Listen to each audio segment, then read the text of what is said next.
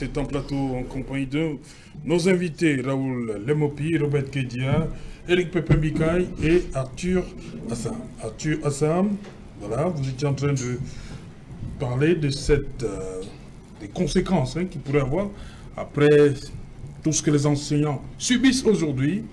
Il peut y avoir des départs massifs. À n'en point douter, je crois que cela ne fait l'objet d'aucun doute qu'aujourd'hui, tout enseignant, voilà, tout jeune qui a embrassé la profession, dans l'espoir que dans un cours à venir, dans un avenir plus ou moins lointain, il pourra avoir, n'est-ce pas, raison, voilà, la fierté même d'avoir choisi ce corps, s'étant retrouvé dans la déconvenue. Je pense que la seule issue aujourd'hui et celle que nous constatons, c'est pas nous qui avons donné les chiffres. Encore que au début de la grève, le 4 septembre, nous avions déjà évoqué le chiffre de 1300 enseignants qui seraient sortis du pays uniquement pour l'année scolaire passée. Donc les chiffres qui viennent donc confirmer, n'est-ce pas, nos statistiques, qui viennent, n'est-ce pas, de la voie la plus autorisée, qui parle donc de 1571 enseignants en abandon de poste, et dont la plupart des cas indiquent qu'ils seraient hors du pays. C'est pour dire que c'est le gouvernement lui-même, le système de fonctionnement du pays et les conditions dans lesquelles on donne aux enseignants de travailler qui est à l'origine, n'est-ce pas, de cette ruée vers l'extérieur. Donc les causes sont en interne et il n'y a qu'en interne qu'on peut trouver les solutions. Raoul Lemopi, sur cette question, je me pose des questions sur le timing. Voilà. Est-ce que c'était opportun pour le ministre des Enseignements secondaires de sortir ce chiffre-là, en ce moment-ci, qui a ce malaise? En plus, il y a ce qui nous vient de Gaba. D'où cette thématique aujourd'hui. Est-ce que ceux-là qui sont aujourd'hui menacés ne sont pas de potentiels candidats à l'immigration?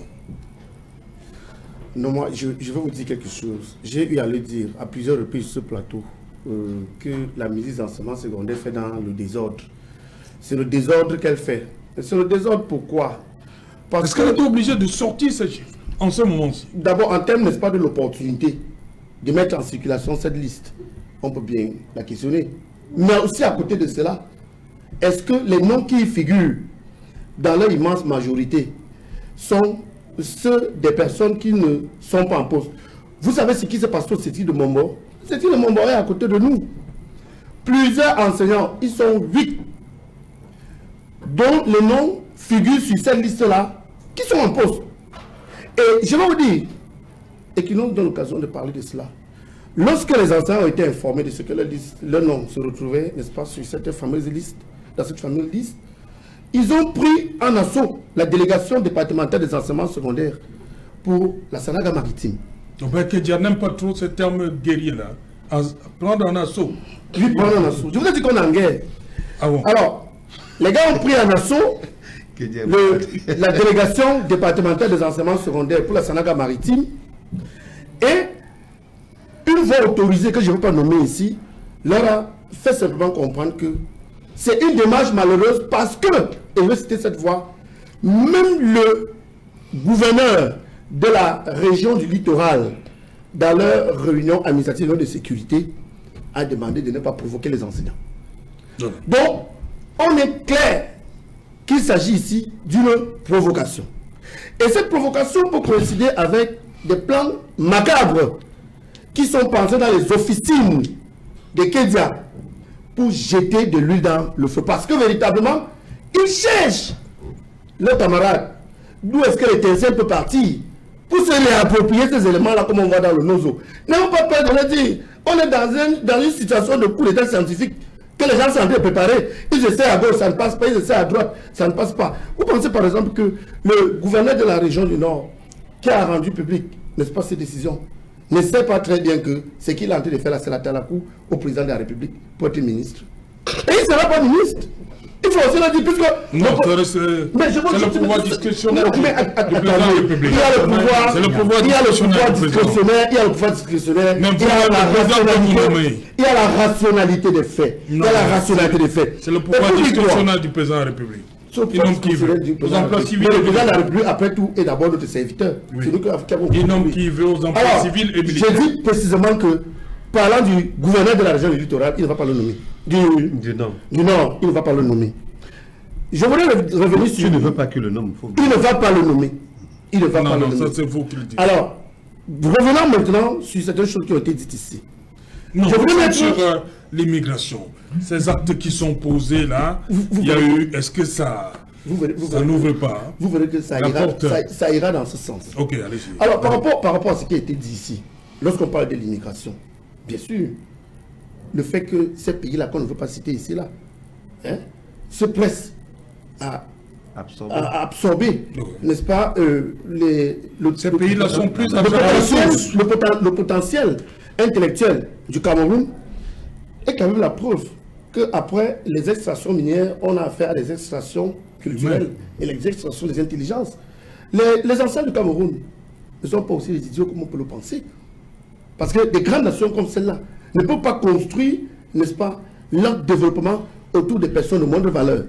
Et je veux dire, lorsque nous nous trouvons en situation de précarité, c'est un réflexe normal de chercher les bouées de sauvetage. Emmanuel Kant est un philosophe allemand. Il a dit préserver sa vie quand on le peut est un devoir. Et on peut préserver sa vie en quittant le Cameroun. Il faut qu'on le dise très clairement. Parce que quelqu'un a voulu nous faire croire sur le plateau que quand on travaille au Cameroun, on est patriote. Je veux quand même rappeler que pour cette année scolaire, je sais que comparaison n'est pas raison, en France, le président de la République de France, le président Macron, a relevé de 85 € le salaire du personnel enseignant, c'est-à-dire relativement 123 000 francs. Et a ramené la formation des enseignants post-bac. C'est-à-dire qu'après le bac en France, vous pouvez bien sûr que la musique discuter aujourd'hui. Mais au Cameroun, on a commencé la rentrée par la grève. Les amis de Kédia sont en train de nous nourrir à la tasse et à la soupe du patriotisme. Un peu comme si quand vous allez au marché, vous vous placez devant une commerçante. On vous dit, ce kilo de poisson coûte 3 000 francs. Vous présentez la note qui déclare votre patriotisme qui a été signé par le président de la République. Le patriotisme ne paye pas les factures des gens. Il faut avoir le courage de le dire. Quand c'est bien ailleurs, il faut dire que c'est bien. Et pour vous qui avez l'habitude de voyager, voyez ce qui est bien ailleurs. Venez aussi implémenter cela ici. Qui vous dit que nous n'avons pas aussi besoin de cet argent-là dans nos salaires? Donc moi, je reste convaincu que les enseignants ne partent pas de gaieté de cœur. Ils sont purement et simplement chassés. Pour ceux qui ont décidé de faire du Cameroun le champ de patates. Okay. Robert Kenya. You see, my co-panelist will say what he wants to say. He sounds much more like a politician rather than an intellectual or a teacher. I see say it, those that are in Cameroon are patriotic citizens because they want to save their nation. My co-panelist here in front of me, when you see his watch worth hundreds of thousands. I don't think he lacked money to go to Canada, but he's in Cameroon because he likes Cameroon. However, he's not happy. He's not happy with certain things that is happening in Cameroon. It's his right to reivindicate, to say, hey, the government, I am not satisfied with this. I want this to be done. And that's what he is doing. But I don't think he lacks money to go to Canada because he has the money, but he loves his nation. And there are some people that we all know we should not be hypocritic. There are some people that came to this our profession. Il a dit que ça fait 10 ans qu'il est mais il ne sort pas. C'est pour ça que je suis en train de non, il a dit qu'il n'est pas satisfait. Il n'a peut-être pas bien suivi. Il n'est pas satisfait, oui. Mais il est au pays. Non, il n'est pas satisfait. Il a peur de faire 19 mois comme moi dans le métier. Il est encore au pays. Il est encore au pays. Il est en train de s'exprimer ses mécontentements. Il est encore au pays. Voilà, c'est mieux dit. Il aime son pays, il exprime ses mécontentements. Il est au pays, oui. Mais lui... J'ai eu moins de partis. Non, si vous voulez partir quand même, regarde le montre de plus de 100 000 que vous êtes en train de porter là-bas. Il fait que je continue. When you look at all this situation that we are talking about, we are teachers. We know that there are some people that came to the field because they just came to have matricle. And we know that there are teachers that love the profession. And those that love the profession are there and they are teaching. And I'm not saying that the situation is not perfect. Non, je ne dis pas que non, tout se porte bien. C'est pas ce que je suis en train de dire. Mais il y a certains Camerounais qui aiment les pays. qu'eux ont les moyens là pour voyager, mais ils ne veulent pas le faire parce qu'ils aiment les pays. Et eux, tous les autres là même qui partent, ils vont toujours rentrer au Cameroun parce que le Cameroun nous appartient nous tous. Donc on doit se battre pour construire notre pays. Talking about, all what my co-panelist here was talking about, that it was not the right time for Professor Nalova Lyonga to bring out this. That is even what is more frustrating, to get this from a teacher. We teachers, we are complaining that money is not being paid. And we have 1,000 something teachers that have gone to the diaspora and their money is still passing. That they need to block their money and pay those that are there in the country so that they have good salary. But you see somebody that says he's a teacher with moral value, with moral decadence, who say it's not the right time to expose those that have traveled abroad and their salary is still passing. Is that really the moral value as teachers that will teach our compatriots that are in their home and they are watching at us? No, we should say things the way they are.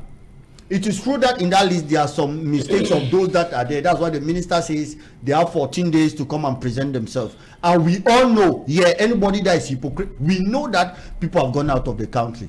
And it's our place for us to denounce them. Because we should not be patriotic citizens. We are in Cameroon, we are working. And somebody has gone to the diaspora and he still collects salary. No, we are supposed to denounce them. Because those people that their salary, that have gone out of the country, their salary is supposed to be cut. And that is what the government even can use to pay our debt as teachers, as we are asking to the government. So those are the things we should say. We should not say it's the wrong time. No. See, I am one of those that know that this strike really has had an impact.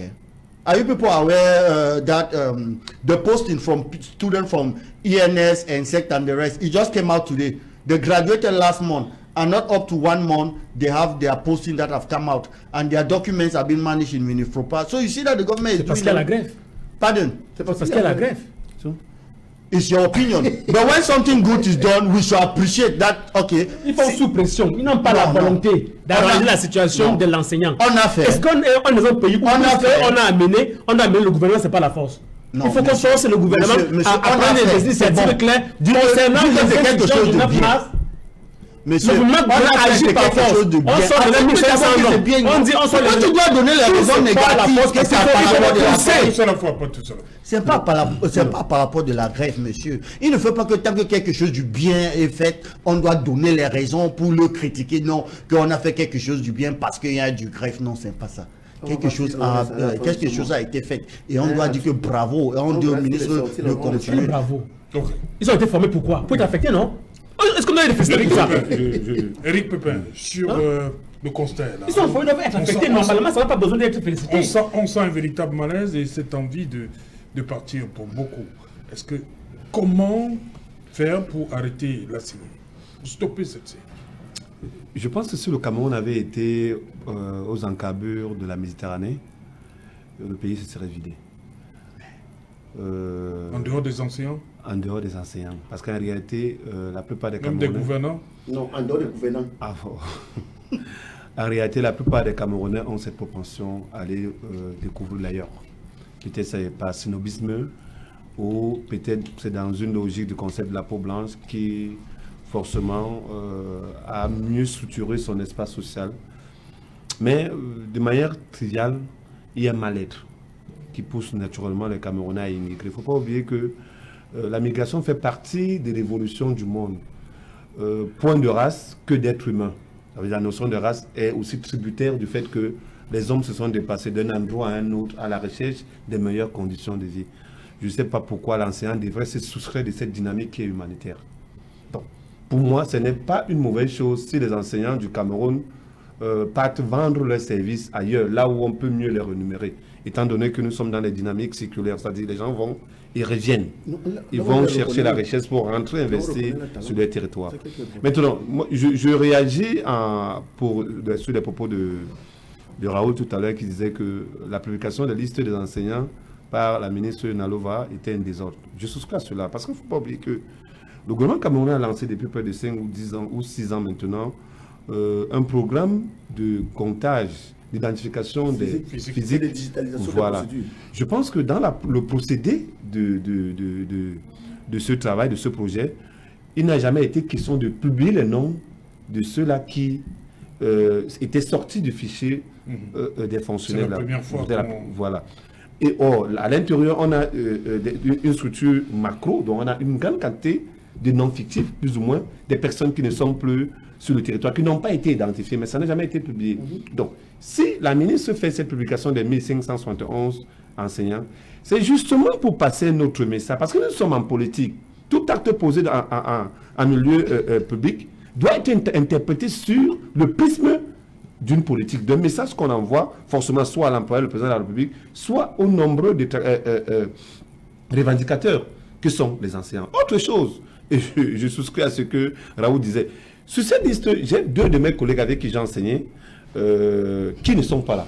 Il y a une qui s'est installée au Dakota du Sud, il y a plus de 7 ans, son nom ne figure pas. Il y a un qui s'est installé en France il y a moins de 2 ans, son nom n'y est pas. Ça veut dire que quel que soit le cas, c'est un travail qui n'est pas rationnel. Il a été fait à la va-vite pour servir forcément les intérêts, comme je disais tout à l'heure, des officines, des lobbies de pression. Donc, il faut Raoul lui dit qu'il y a des gens qui sont là, au Cameroun, mais dont les noms figurent. Comme il y en a qui sont partis et qui ne sont pas dans cette liste. Oui. Moi, je cite 2 personnes avec qui j'ai travaillé, qui ne sont pas sur cette liste, mais dont les soldes ont été suspendus. Parce qu'il faut le préciser. Donc maintenant, quelle est l'information qu'on veut faire passer? C'est-à-dire, il y a des gens qui sont sortis du pays, mais leurs noms ne sont pas sur cette liste-là. Et d'autres qui sont en poste et qui se retrouvent à l'intérieur. C'est un travail d'amateur. Certains sont en pousserie. On demande de venir avec les documents à Yaoundé, alors qu'il y a la délégation régionale d'enseignement secondaire avec le Nord. Voilà.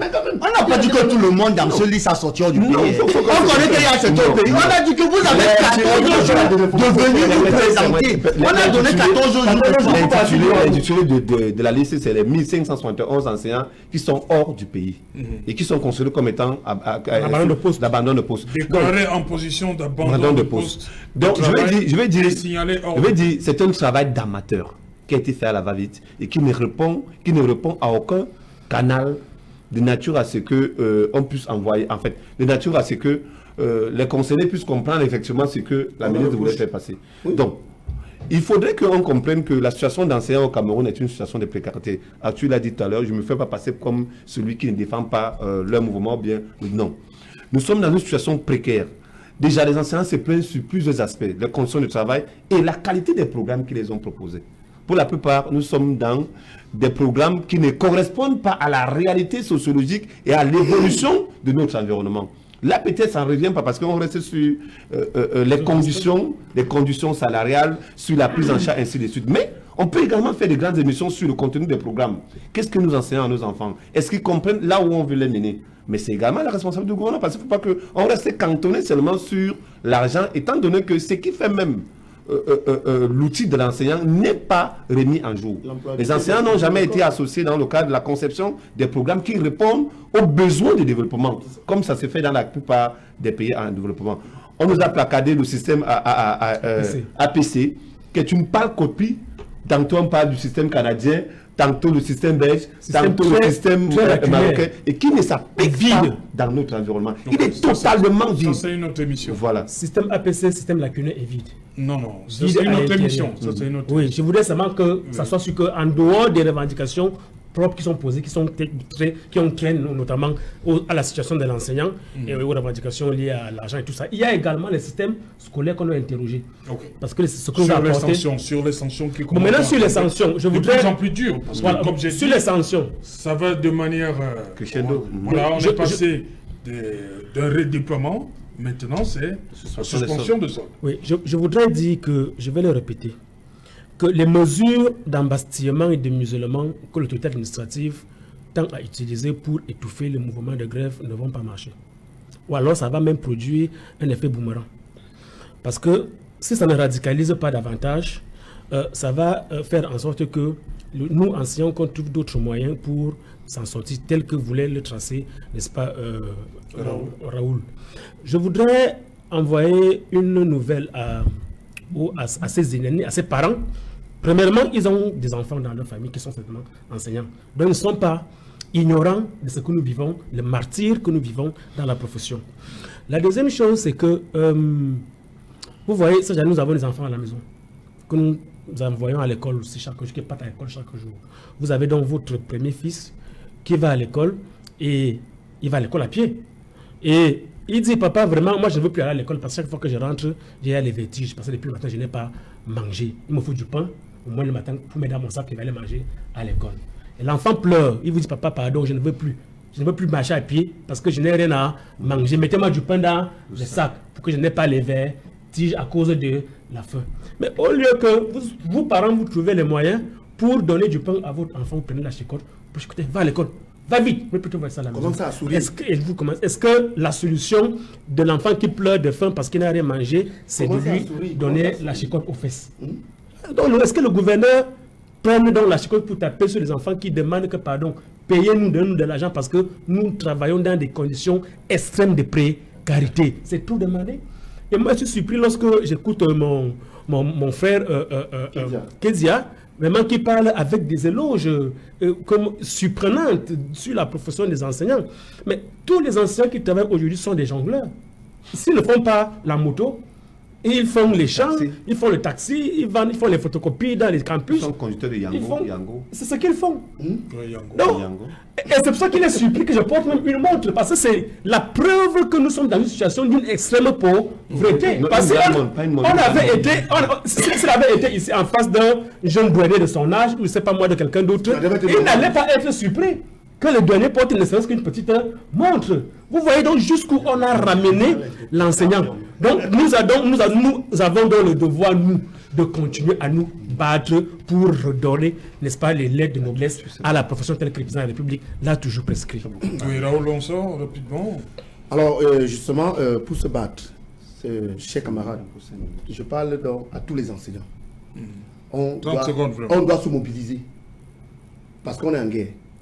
On doit mettre sur pied. Arrête la fête du guerre. On doit mettre sur pied. Il faut respecter ça. Laissez-moi dire la vérité à tous les enseignants qui m'écoutent. Maintenant, nous avons besoin de solutions. On a coupé les vivres à nos camarades. On doit mettre sur pied un fonds de résistance pour donner à manger à nos camarades, pour leur permettre de se loger, d'envoyer leurs enfants à l'école et de se soigner. Je peux vous assurer, nous sommes 90 000. On peut commettre, n'est-ce pas, un cabinet pour faire ce travail. Dans ce fonds, si chaque enseignant ne mettait que 1000 francs, ça fait 90 millions chaque année. Je peux vous assurer que si nous avons 90 millions dans la cagnotte, mettons même 50, un administratif, avant de s'asseoir chez lui, peut-être en sirotant du bon vin, avant de signer un papier, va se rappeler que s'il prend l'engagement de demander la suspension de solde d'un enseignant, il ne va travailler qu'à raviver la flamme. La flamme ne doit pas s'éteindre. Les enseignants doivent se surpasser. 1000 francs, 2000, 3000. Je pense que le débat est ouvert. Et dans les différents forats, on doit essayer, n'est-ce pas, de discuter de cette question-là. Parce que quand il n'y a pas les moyens, les gens sont tentés à autre chose. Voilà le message que je voulais porter aujourd'hui. Cameroon belongs to us and we are the one to construct Cameroon. It is true that those powerful countries will give opportunity for many people. We'll be saying that teachers are going out of Cameroon, but we've seen it in Zimbabwe where nurses were being taken out of their country until a law was put in place to block nurses from being taken. Those superpowers, they always come to do some brain drain.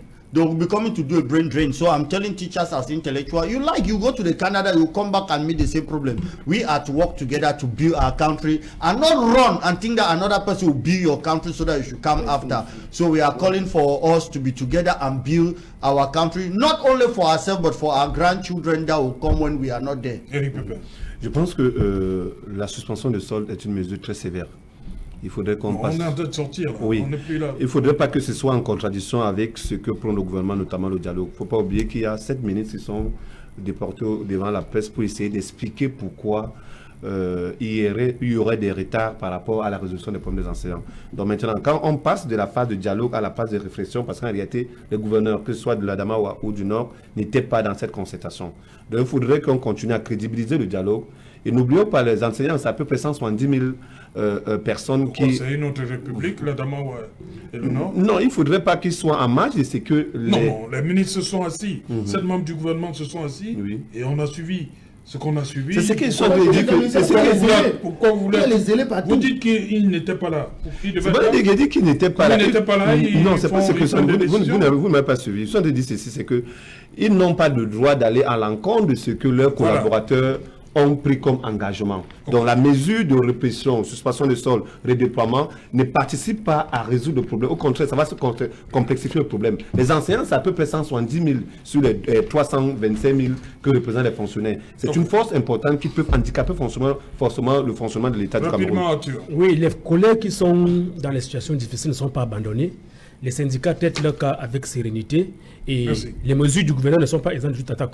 Merci. Le décret dit le fonctionnaire a la possibilité de contester la Merci. décision de sanction devant le tribunal administratif. Merci. Nous sommes donc arrivés au terme de ce numéro et qui nous sont